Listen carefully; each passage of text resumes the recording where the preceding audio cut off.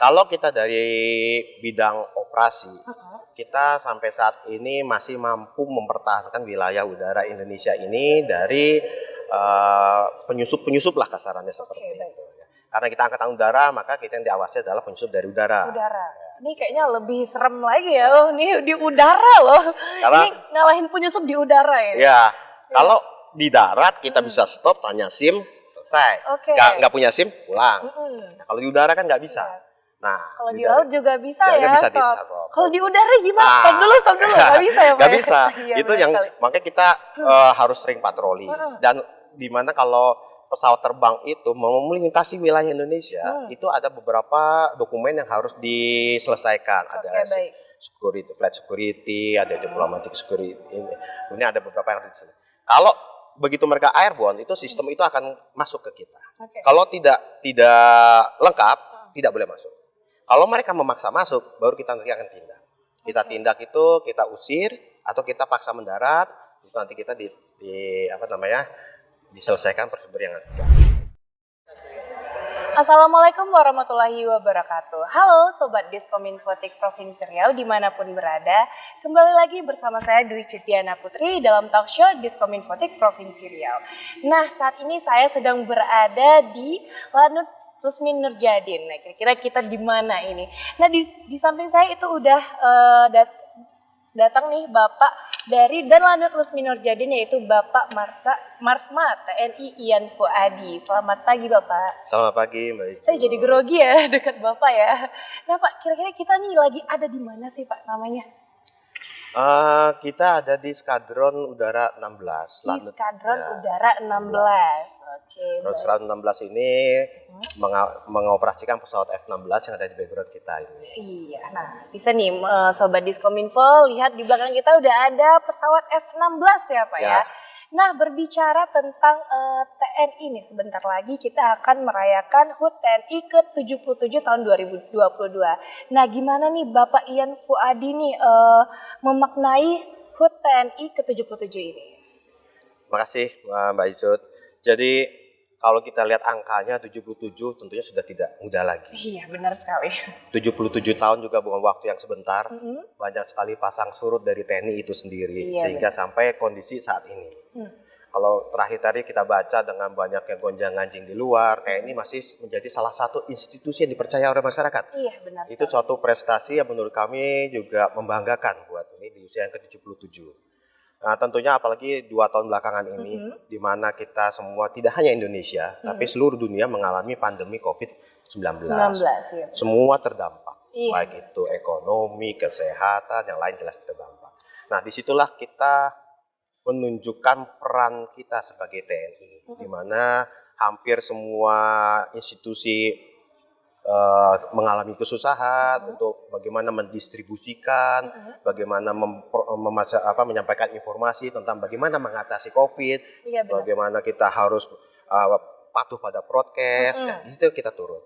Kenapa kita turun? Karena hampir di semua lini ada TNI. Baik itu darat, laut maupun udara. Iya, benar. Itu ada. Jika kita di situ diperintahkan langsung oleh Panglima TNI, kita untuk aktif dalam menanggulangi bencana pandemi COVID-19 atas membantu pemerintah. Ya, pada saat ini kita di Riau ini adalah membantu Pemprov Riau. Benar sekali. Salah satunya adalah kita juga beberapa waktu yang lalu kita ada serbuan vaksin, di mana kita turun. Jadi kita tidak membuka pos, memanggil masyarakat yang pada saat awal vaksin itu banyak yang tidak percaya vaksin itu seperti apa. Banyak yang tidak mau divaksin. Hingga kita pertama kali kita nakes, terus aparat itu yang pertama divaksin. Kemudian kita terjun ke bawah ke masyarakat. Kita membantu memvaksin. Dan sehingga akhirnya sekarang kita hampir mencapai titik di mana mungkin suatu sebentar lagi pemerintah akan menyatakan berakhir ya Mas. Berakhir, amin, amin ya. Itu doa kita bersama ya untuk masyarakat Indonesia. Karena kalau kita lihat nih makin kesini makin sudah membaik ya untuk Indonesia sendiri. Nah Bapak, untuk tema nih di tahun ini apa itu temanya Pak? Ini temanya adalah Indonesia adalah kita. Indonesia adalah kita, berarti TNI adalah kita. Nah untuk dari tema TNI adalah kita itu gimana nih seorang Bapak Ian Fuadi memaknai TNI adalah kita tersebut? Jadi Yang tadi kita sampaikan di awal bahwa kalau kita tentara itu dari awal kita menyatakan bahwa tentara adalah rakyat. Adalah rakyat. Kita berasal dari rakyat untuk rakyat. Iya, makanya kita tema sekarang adalah TNI adalah kita. Makanya kita kita bersatu padu bersama masyarakat menanggulangi masalah-masalah sosial yang ada, dan tentunya peran pokok kita adalah pertahanan.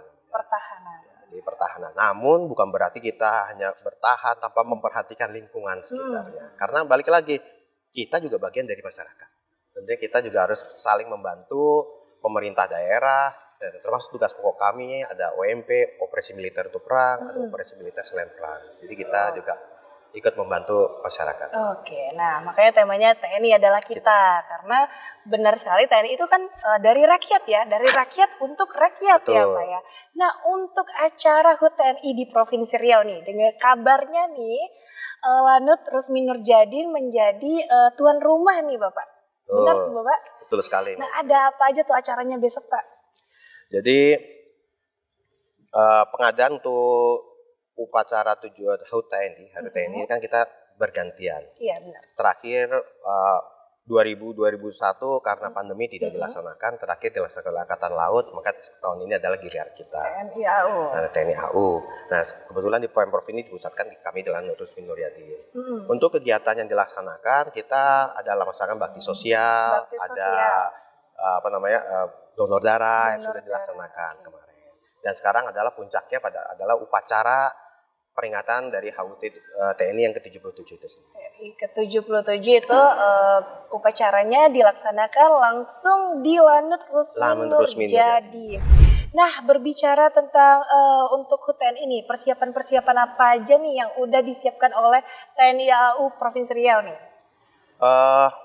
Banyak sekali yang kita harus persiapkan, terutama setelah sudah lama kita tidak melaksanakan kegiatan yang sifatnya integratif bersama karena pandemi. Sehingga kita mulai lagi, tentunya juga karena belum dinyatakan pandemi itu selesai, kita tetap harus mematuhi prokes itu. Sehingga tetap kita laksanakan integratif, tapi juga masih sederhana. Ya, tidak bisa kita terlalu open mengundang masyarakat, sehingga nanti menimbulkan kerumunan, yang dimana harus sudah turun nanti naik lagi. Iya benar-benar. Sementara ini mudah-mudahan tahun depan kita bisa lebih meriah, bisa disaksikan oleh masyarakat. Ya, karena itu yang ditunggu-tunggu oleh masyarakat juga ya, biar masyarakat bisa mengenali kembali ini TNI kita. Dan ada 3, ada TNI AD, TNI AL, dan TNI AU. Benar sekali.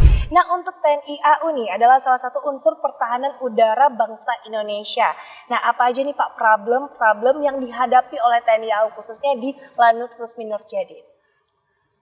Lanut Rusmi Nurjadin ini salah satu pangkalan induk yang dimiliki oleh TNI. Jadi TNI AU ini sendiri dibagi 3 wilayah. Kita ada Koops 1 wilayah barat, kemudian Koops 2 wilayah tengah, Koops 3 wilayah timur. Nah, di wilayah barat ini kita termasuk pangkalan paling besar yang dimiliki oleh Koops 1. Nah, tugas pokok kita jadi tidak gampang karena wilayah yang kita harus cover juga tidak sedikit. Sangat luas. Jadi wilayahnya di mana aja tuh? Dari ujung Sabang kita sampai pertengahan Kalimantan Barat, sampai ke Natuna, sampai ke selatan. Oke, ternyata bukan daerah Provinsi Riau aja. Tidak hanya Provinsi Riau saja. Dari Sabang sampai tadi Kalimantan. Ya, Kalimantan Barat. Waduh, itu perbatasannya. Nah, terus Pak? Nah, tentunya dengan alutsista yang kita miliki saat ini, kita untuk mengcover seluruh wilayah itu juga menjadi suatu tantangan tersendiri. Oke, baik. Karena pesawat ini kan ada yang kita sebut daya jangkau atau radius of action.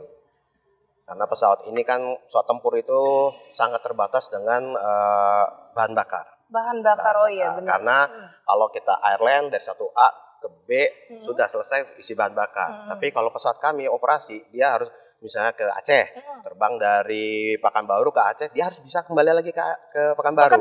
Nah, itu kan keterbatasan itu. Namun keterbatasan bahan bakar itu kita bisa siasati dengan kita pindahkan pangkalan operasinya, misalnya ke Aceh, atau misalnya ke Natuna. Tergantung nanti spot mana yang harus kita patroli. Baik. Patroli itu bukan berarti ada masalah, tapi biasanya kita di negara berdaulat ini kita harus menunjukkan eksistensi. Oke, baik. Nah, itu dia. Jadi kita selalu patroli. Tidak ada indikasi pemusuhan, tapi kita harus tetap patroli. Barusan pesawatnya lewat. Lewat. Itu pesawat apa, Pak? Pesawat airline itu. Pesawat airline, kirain pesawat dari sini ya. Ternyata pesawat airline. Nah, di samping berbagai macam problem nih, berbagai macam problem tantangan yang Bapak sampaikan tadi, tentu banyak juga pencapaian-pencapaian yang dicapai oleh Lanut Rusmi Nurjadin. Salah satunya apa nih, Pak? Oh, semuanya deh pencapaiannya. Aduh. Jadi kalau kita dari bidang operasi, kita sampai saat ini masih mampu mempertahankan wilayah udara Indonesia ini dari penyusup-penyusup lah kasarannya seperti itu. Karena kita angkatan udara, maka kita yang diawasi adalah penyusup dari udara. Ini kayaknya lebih serem lagi ya. Oh, ini di udara loh. Karena, ini ngalahin penyusup di udara ya. Ya, kalau di darat kita bisa stop, tanya SIM, selesai. Nggak punya SIM, pulang. Nah, kalau di udara kan nggak bisa. Nah, kalau di laut juga bisa ya, bisa stop. Kalau di udara gimana? Stop dulu. Nggak bisa ya, Pak? Nggak bisa. Iya, itu yang makanya kita harus sering patroli. Dan dimana kalau pesawat terbang itu mau melintasi wilayah Indonesia, itu ada beberapa dokumen yang harus diselesaikan. Ada security, flight security, ada diplomatic security. Ini ada beberapa yang harus diselesaikan. Kalau begitu mereka airborne, itu sistem itu akan masuk ke kita. Kalau tidak lengkap, tidak boleh masuk. Kalau mereka memaksa masuk, baru kita nanti akan tindak. Kita tindak itu, kita usir atau kita paksa mendarat, itu nanti kita diselesaikan prosedur yang berlaku. Tadi Bapak kalau nggak salah menyebutkan kita usir. Itu gimana ngusirnya di udara itu, Pak? Nah, inilah tugasnya salah satu pesawat yang ada di belakang kita. Iya, jadi kita mengikuti aturan yang standar internasional. Walaupun kita di Indonesia, tapi kalau kita berbicara dengan dunia internasional, kita harus mengikuti standar internasional. Ada beberapa prosedur yang harus kita laksanakan dalam melakukan penindakan di udara. Baik itu kita pengusiran, atau kita membayangi, atau kita force down, kita paksa untuk mendarat. Karena jangan sampai pesawat-pesawat itu malah aksi kita membahayakan pesawat yang kita usir atau kita paksa mendarat. Jadi jangan sampai, karena kita musim damai. Kalau kita perang, asing ya nggak ada kata. Iya, langsung serang gitu ya, Pak ya. Artinya kalau ada yang penyusup itu berarti musuh. Nah, susah damai. Karena kadang-kadang banyak sekali operator-operator penerbang maskapai internasional yang nakalan, tidak mau melengkapi. Nah, tugas kita usir segala macam. Nah, untuk berbicara tentang penyusup nih, Pak, gimana Pak di Lanut Rusmi Nurjadin? Kalau kita lihat beberapa sejarah yang pernah kita lewati, tahun 2019 juga ada yang disampaikan tadi, tertangkap radar, dokumen tidak lengkap, kemudian diusir tidak mau, terpaksa kita paksa mendarat di Batam tahun 2019. Kebetulan pesawat kargo milik Ethiopia. Ya, itu pesawat kami ini yang memaksa mendarat. Ya, mau memaksa mendarat, kemudian kita laksanakan penindakan sesuai dengan prosedur yang berlaku. Itu penindakannya langsung dari TNI AU? Kita sebagai satgas di bawah. Di bawah kita ini kemudian nanti akan terlibat seperti bea cukai akan terlibat, imigrasi akan terlibat, banyak instansi kalau berarti semuanya berkolaborasi ya, betul, Pak ya? Tidak hanya TNI AU aja. Nah, mungkin masyarakat pengen tahu gitu kan, Pak, gimana sih cara penyusup di udara itu penyelesaiannya gitu ya, Pak ya? Tahun 2020, 2021 ini sudah mulai diberlakukan MOU, Memorandum kerjasama bersama, kesepakatan bersama antara 14 institusi untuk menangani pasca force down. Karena TNI AU hanya bisa kita sampai memaksa mendarat, force down, kemudian menyidik. Tapi untuk usulan imigrasi, bea cukai, kesehatan, karantina, segala macam, kita tidak punya hak di situ. Itulah kita dibuat suatu nota kesepakatan sehingga kalau terjadi kita memforce down satu pesawat asing di itu, semua itu akan ikut sesuai dengan bidangnya masing-masing. Jadi kita memaksa mendarat, kita menyidik, kemudian kita serahkan kepada yang punya tugas. Baik. Nah, untuk serangan-serangan musuh dari luar ini gimana nih? Mungkin masyarakat mau tahu gimana sih sistem kerja ini TNI AU kalau misalnya ada serangan-serangan musuh dari luar. Jadi pertahanan udara ini kita harus punya mata. Sebelum diterbangkan kita harus punya mata. Mata itu yang kita kenal dengan radar. Ya. Dulu dibagi ada sebelum 2020 ada Kohanutnas yang dibawa institusi bawah Mabes TNI. Sekarang Kooputnas sudah dilebur masuk ke dalam Angkatan Udara menjadi Kooputnas. Utnas. Nah, radar itu untuk wilayah barat ada di Kosek 1 yang ada di Medan. Di Medan. Nah, itu istilahnya pusat untuk matanya wilayah barat. Nah, mereka akan memantau semua pergerakan pesawat-pesawat asing. Begitu ada satu pesawat yang dianggap Lhasa X berarti tidak punya dokumen, tidak tahu pesawatnya siapa, tujuannya apa, tidak tahu. Mereka mendeklar. Gelap ya, nggak tahu nih, nggak jelas nih siapa mau kemana gitu kan? Iya, mau kemana nih? Apakah mau hanya sekedar lewat? Karena walaupun hanya sekedar lewat, itu harus dokumen harus tetap. Karena kita juga tidak ingin daerah kita dimata-matai. Iya, benar sekali. Nah, setelah mereka menyatakan bahwa itu pesawat tidak berdokumen lengkap, terus kemudian dia tidak mengikuti perintah kita untuk meninggalkan wilayah kita. Nah, mereka Komandan Kosek 1 akan menyampaikan kepada kami untuk satuan kami Skadron 16 untuk siap siaga. Nanti ada siaga 1, siaga 2, siaga 3. Kalau kondisi kayak gini kita biasanya siaga 3. 3, 2, 1. Kalau siaga 3 itu berarti siaganya ringan ya? Ya, tidak ada kegiatan. Ini hijau, lampu hijau. Kita aktivitas biasa. Kuning berarti sudah mulai ada pelanggan, sudah mulai ada potensi. Jadi begitu mereka ini ada pesawat tidak berdokumen. Dalam proses identifikasi kita udah diinfokan, siap-siap. Karena kan nggak kayak kita naik motor, begitu ada kita nyalain langsung jalan.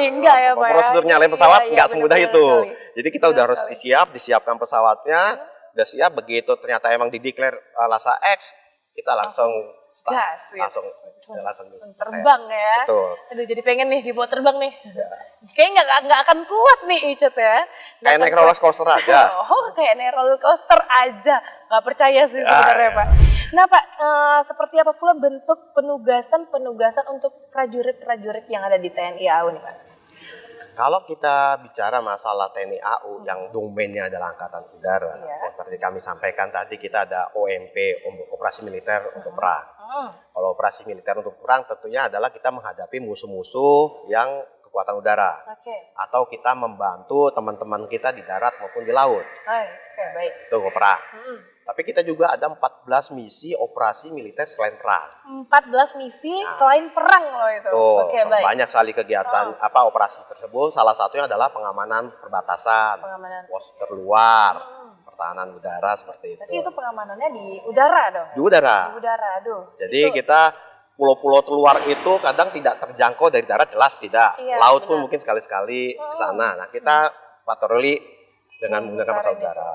Kebetulan kita berbatasan dengan Malaysia, kita juga beroperasi perbatasan. Jangan sampai ada pesawat-pesawat asing atau mungkin pesawat dari negara tetangga yang masuk. Baik itu sengaja maupun tidak disengaja. Tugas kita itu. Karena kita langsung nih berbatasan. Ini berbatasannya lautnya itu aja dekat ya. 45 menit dari Pulau Bengkalis sudah nyampe Malaysia. Nyampe Malaysia. Langsung dekat nih. Terlalu dekat ya Pak ya.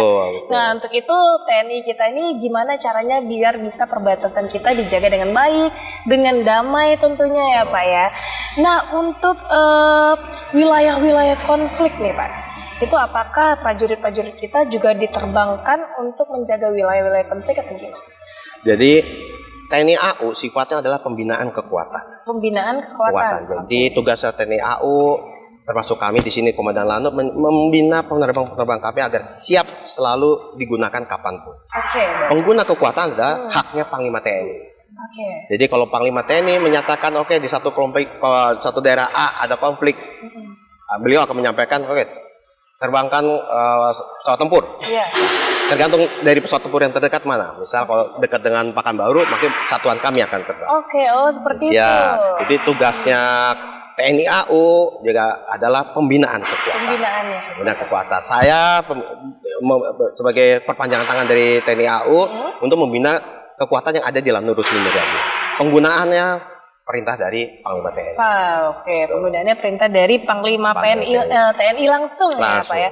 Berarti dia kalau misalnya ada daerah konflik itu daerah konflik terdekat. Nah sekarang daerah konflik kita itu terdapat di perbatasan Papua ya Pak ya? Ya. Di Papua, perbatasan Indonesia antara Papua dan Papua Nugini. Nah berarti itu TNI AU-nya yang dipakai yang dari biasanya dari tengah. Tengah, oke. Misalnya Madiun, HND, atau mungkin yang dimiliki di wilayah timur. Oke. Tapi bukan berarti kita yang tidak berbatasan langsung kita tenang-tenang saja. Enjoy ya, tapi ya, tetap kita tetap siap. Gitu. Siapa tahu teman-teman kita butuh perbantuan. Iya, jadi kita harus sekali. siap. Jadi dimanapun sebenarnya kita tidak melihat itu daerahnya kita apa bukan, walaupun kita dibagi wilayah 1, 2, 3 atau barat, timur, tengah, tapi tetap kita harus siap. Begitu ada flashpoint, ada suatu daerah konflik, kita semua siap. Emang yang tugas pertama adalah yang mempunyai wilayah. Tapi kita ini juga akan selalu membantu. Nah, apakah TNI AU ini memiliki juga yang namanya baterai apa? Baterai P, baterai R gitu? Kalau baterai itu miliknya oleh Arhanud atau Angkatan Darat. Kalau kita namanya skadron. Skadron udara. Ini ya. Skadron kita ada berapa nih Pak? Ada. Skadron di Rusmin Nur ini ada 2. Skadron 12 pesawatnya Hawk. 100-200, skadron 16 ini kita sekarang ada di sini. Jadi ada 2, ada skadron 12 dan skadron 16. Nah, untuk tugas nih Pak. Untuk tugas skadron, karena kita 16 udah dibahas tadi, untuk yang skadron 12 ini Pak. Jadi skadron 12 pesawat Hawk itu adalah pesawat taktis, tempur taktis. Tugasnya dia sebenarnya adalah membantu teman-teman kita yang ada di darat, di laut. Apabila operasi, anggap aja kita sedang dalam keadaan perang, Angkatan Darat melaksanakan operasi, tapi terhambat, tidak bisa maju. Karena mungkin pertahanan musuh lebih kuat. Nah, tugasnya skadron 12 adalah menghancurkan sasaran-sasaran yang menghambat gerak. Seperti itu. Baik. Tapi bukan berarti pesawat kita juga tidak bisa, karena F-16 kita ini terkenal juga dengan multi role, tugas apapun bisa. Cuma untuk Hawk ini dikhususkan untuk tempur taktis. Ya, untuk jenjang struktural sendiri nih di TNI AU, apakah sama dengan TNI AD dan TNI AL nih? Secara garis besar sebenarnya sama. Garis komando itu sama, dari Kasau turun ke bawah ada staf pembantu Kasau, kemudian ada di bawah Kasau ada Kooputnas di bidang operasi. Jadi sekarang ini organisasi TNI AU itu dibagi 3 kotama besar. Koharmat adalah untuk pemeliharaan, komando Koharmat. Kooputnas untuk operasi udara. Kemudian Kodiklat AU untuk bagian pendidikan. Bagian pendidikan. Nah, kita ini di bawah Kooputnas. Operasi ya kata Kooputnas sendiri dibagi 3 wilayah. Tadi Kooputnas 1 kita sini, Koopus 2 itu yang ada di Jawa bagian tengah, kemudian yang ketiga di bagian timur, dari Ambon, Papua, Ambon, Maluku sampai kirain sama kayak TNI AD juga kan, TNI AL juga kalau nggak salah karena daerahnya mungkin karena di darat mungkin ya Pak ya, ada kodimnya, ada ininya. AL dengan AU relatif sama, dibagi 3 Koarmada 1, Koarmada 2, Koarmada 3. Kita Koopsus 1, Koopsus 2, Koopsus 3. Yang berbeda sama Angkatan Darat, karena Angkatan Darat lebih banyak ke pembagian pembatasan itu tanah. Iya benar. Jadi ada hampir mengikuti provinsi-provinsi lah seperti itu. Ada kodimnya, ada kodim di sini, di situ ya 12 kabupaten kayak gitu. Jadi emang dengan darat agak sedikit berbeda strukturnya. Baik. Nah, untuk kalau kita boleh tahu nih Pak, apakah wilayah Provinsi Riau atau kawasannya menjadi tanggung jawab pengawasan udara dari Lanut Rusmin Nurjadin pernah dimasuki tentara AU asing? Apa sih kalau di tentara AU asing itu apa ya namanya? Tentara asing? Iya. Yang ini ya. Kalau pesawat tadi sudah disampaikan, bahwa kita ada sistem pertahanan udara di mana ada matanya radar menginformasikan ke kita kalau ada penyusup, kemudian penyusup baru kita akan tindak. Untuk di darat sendiri mungkin relatif dalam kondisi damai ini agak sedikit susah kalau mereka terang-terangan pakai atribut asing, tanpa masuk, tanpa ada izin, mungkin. Biasanya mereka adalah penyusup-penyusup yang berpakaian sipil. Nah, untuk masuk ke suatu wilayah TNI, baik itu darat, laut, udara, kan tidak semudah itu. Bahwa masuk itu harus terdata, masuk pangkalan itu Mbak ke sini juga kan harus lewat catatan, tinggal KTP, KTP-nya ditinggal, KTP, ATM, nomor rekening, bukan ditinggal semua itu kan, enggak semua. KTP aja. KTP tinggal itu kita mendata. Dan kalau ada militer asing yang masuk sini, kita harus lengkap. Ada security clearance-nya. Security clearance memberikan Mabes TNI di Jakarta. Iya. Jadi mereka harus, kalau tidak akan boleh masuk. Tapi pernah nggak Pak dia masuk secara asing aja gitu? Mungkin lalu-lalu banyak ya, tapi sekarang mungkin sudah tidak. Atau di udara? Kalau di udara, kita relatif banyaknya pesawat-pesawat yang shortcut saja.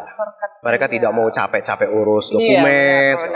Tapi kalau pesawat militer, mereka tahu aturannya rata-rata. Karena kalau militer ketemu militer, nanti dampaknya lebih besar ya. Ini perang atau jangan-jangan ngajak perang nih. Gitu. Iya benar sekali. Nah untuk wilayah perbatasan dengan negara asing kayak seperti Malaysia tadi, apakah TNI AU kita pernah konflik nih dengan daerah sebelah? Nah, kebetulan untuk di wilayah kita dengan Malaysia ini lumayan bagus, akrab. Karena kita ada namanya patroli bersama. Jadi kita patroli bersama. Kita terbang dari sini, mereka terbang dari wilayah Malaysia. Nanti akan ketemu di satu titik, mereka akan patroli perbatasan bersama. Itu untuk menghindari terjadinya konflik. Itu yang membuat wilayah kita dan perbatasan aman ya. Kemudian juga kita ada dengan Malaysia juga ada 3 patroli Selat Malaka, jadi bertiga ganti-gantian pakai menggunakan pesawatnya, tapi pesawatnya bukan pesawat tempur, juga demikian. Jadi untuk wilayah di Riau sini relatif aman, kita kerjasamanya bagus. Baik, nah kita juga memang harus damai ya dengan tetangga negara kita di sebelah. Kita juga punya TNI, mereka juga punya militer juga ya Pak ya. Nah seperti yang dikatakan Pak Ian Fuadi tadi, kalau misalnya kita Indonesia dengan Malaysia itu untuk saat ini memang benar-benar aman dan damai nih. Sama-sama nih tugasnya ya Pak, menjaga perbatasan nih. Nah kalau kemarin kita sudah talk show bersama TNI AL, mungkin mereka karena di laut nih banyak sekali pangkalan-pangkalan yang pangkalan tikus nih. Nah itu yang agak kesulitan nih antara TNI Angkatan Laut kita bersama militer di negara seberang ya Pak ya. Nah benar sekali. Nah Pak Ian Fuadi, karena sebentar lagi HUT TNI ke-77, mungkin Bapak bisa sampaikan kesan untuk masyarakat dan untuk pemerintah Provinsi Riau. Silakan. Siap, terima kasih. Saya Marskal Pertama Ian Fuadi, Komandan Lanut Rusmin Nuryadin, sangat berharap bahwa kita akan selalu bahu-membahu membangun Provinsi Riau yang kita ada di sini. Memang kita punya tugas masing-masing, tapi alangkah indahnya apabila kita bisa melaksanakan tugas itu secara bersama, sehingga kita dapat menjaga keamanan bersama di di daerah Provinsi Riau ini. Masyarakat juga kami ucapkan terima kasih atas kepercayaan selama ini kepada Lanut Rusmin Nuryadin, sehingga kami dapat melaksanakan tugas kami dengan baik, dan tentunya tugas kami juga adalah menjaga masyarakat yang ada di Pemprov ini. Sehingga TNI adalah kita, bukan hanya slogan semata, tapi adalah suatu bukti dan bakti kami TNI kepada masyarakat, khususnya di Pemprov Riau ini. Oke, sudah Pak Ian. Terima kasih sekali nih Pak Ian. Nah, seperti kata Pak Ian tadi barusan, yaitu kita harus bahu-membahu membangun Provinsi Riau, dan TNI AU juga bakalan menjaga keamanan Indonesia, khususnya Provinsi Riau. Nah, itu dia talk show kita bersama Bapak Marskal Pertama Ian Fuadi ini. Nah, selaku dan Lanut Rusmin Nuryadin. Nah, jangan kemana-mana, untuk seluruh sobat Diskominfotik tetap saksikan talk show Diskominfotik Provinsi Riau di YouTube Diskominfotik Provinsi Riau. Wassalamualaikum warahmatullahi wabarakatuh.